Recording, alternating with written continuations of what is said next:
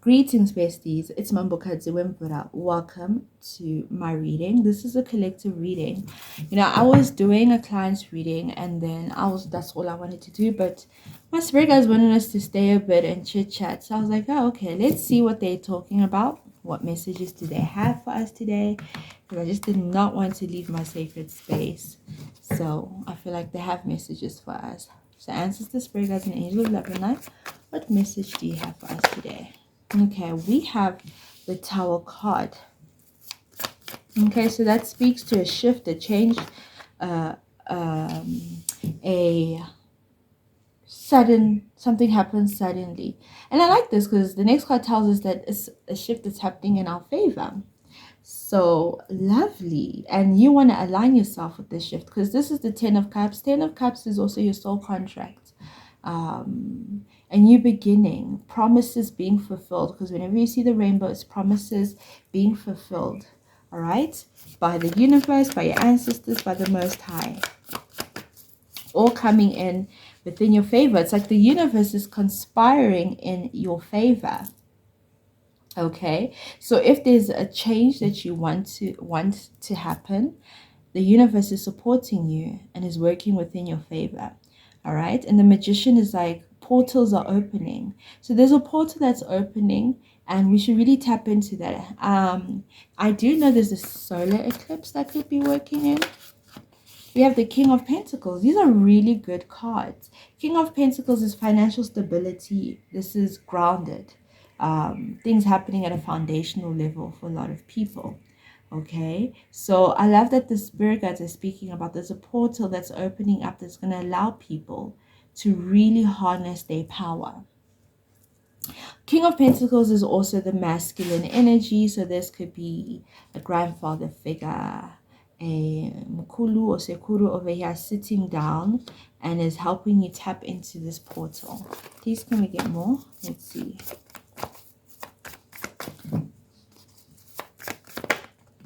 Thank you. We have the 9 of Wands.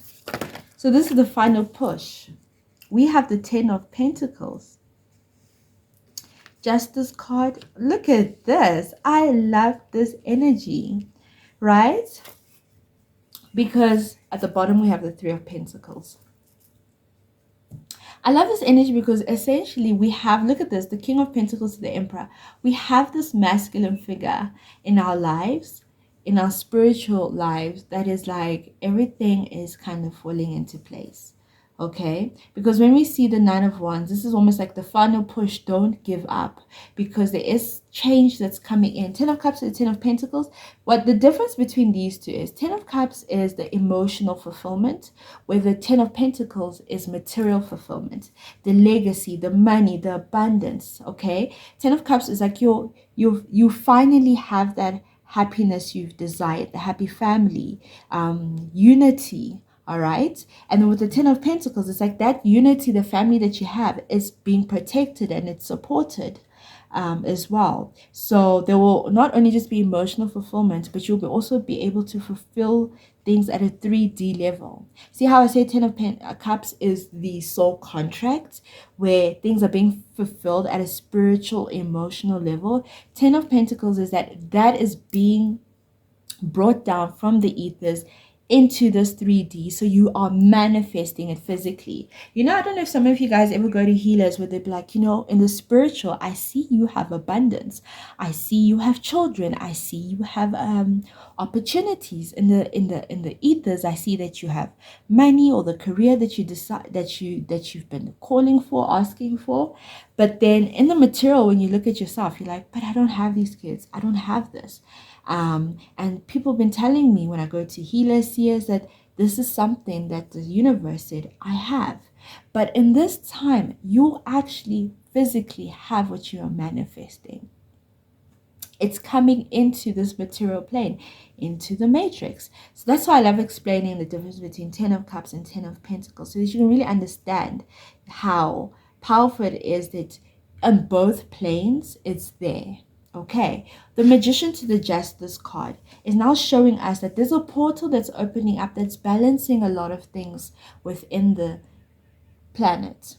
Okay, so I don't know if this was part of my algorithm. I believe so. If you haven't watched it, you're going to go watch the algorithm decode, which spoke about what is taking place now in terms of the shift and how everything is going to be balancing out for people, especially at a 3D point when it comes to finances as well.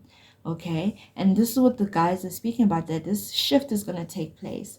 I do see a portal opening, and I know solar eclipses are usually major portals, so that could be one of the portals that you could look forward to where you really want to work your magic, right? Where you really want to step into your magician, do some manifesting, do a ritual during that time that will bring you abundance, especially something that connects you to your masculine guides. So during this time before the solar eclipse, I really do ask you to sit down, meditate, Pashla Suma, speak to your ancestors and ask them, what do I need to do to tap into the abundance? What is powerful in our bloodline? What elements do we work with? What do you need me to do? How can I match what you're doing spiritually with the physical? Because this portal is all about aligning those two. Because we have 11, 11, 11, and then we have 1, 1, right? One magician there as well. Okay. And when we see that, that is coding. All right. So it's like you understanding what coding do we need to do in order for us to shift what needs to be shifted during this portal. So please take that time, even if it takes a day, 2 days, 3 days, a week, however long it takes. I suggest you ask every day until they're able to communicate with you, whether it's through the dreamscape, whether it's through your intuition, whether it's through however your ancestors communicate with you. All right, and then do that ritual. So I really do suggest, this is actually quite a powerful message. All right, say ancestors, what, especially connecting to the masculine ancestors, grandfather figures, what do we need to do in order for us to tap into what I'm trying to tap into? Thank you, ancestors. Okay. We have Kundalini rising. Channel your creative passion and sensuality and welcome the transformation. So there is that Kundalini rising that's taking place. And it's so interesting because today I was watching Harry Potter, and I was the first thing I tweeted was like, the first magical encounter Harry Potter had was with the snake. All right, that is the Kundalini rising. That's when he understood, because he was like, you can talk? Like, he was so shocked, like, oh wow. So this is the first encounter that you have spiritually, because that Kundalini will be rising. So once that begins to take place, that means there's a shift and change that's coming in and a transformation.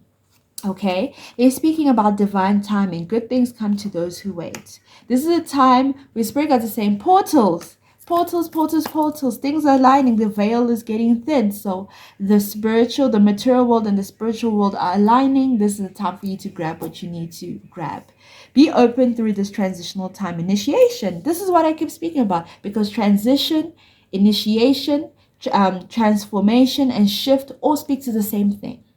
All right, they all speak to the same thing, and it's what the ancestors are speaking about. There is a time limit when it comes to this, so you don't want to get lost and not be able to snatch what's up for grabs for you. Okay, so that's what they say. Be open.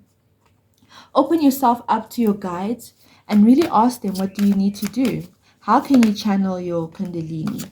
How can you welcome the passion? How can you welcome the transformation?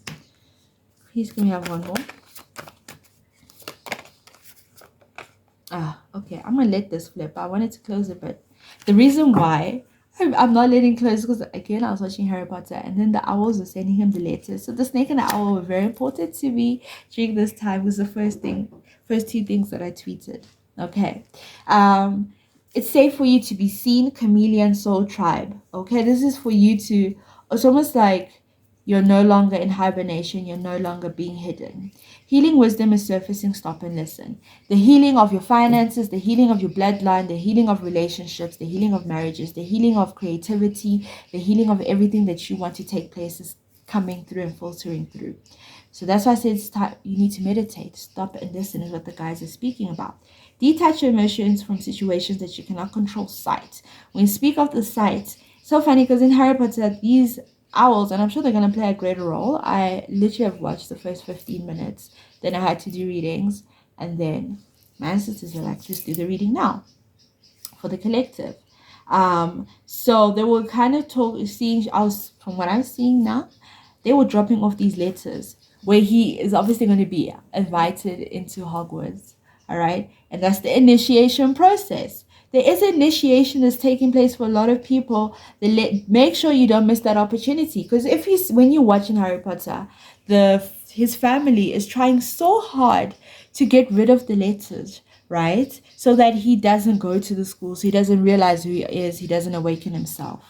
Okay? Your spirit guides are telling you that yes, there's a lot of things, a lot of boundaries that are stopping you from moving forward, but don't give up, because remember I said it's the final push, right? So detach your emotions from situations you can control. So you're being removed as well, you're being detached from certain places so that you can move into the shift. All right, that's what they say, be open through this transitional time, because it's not going to be easy. Your transitional time could look like you moving away from one job. It may be painful, but you're transitioning into something. You're being detached from there to be put somewhere.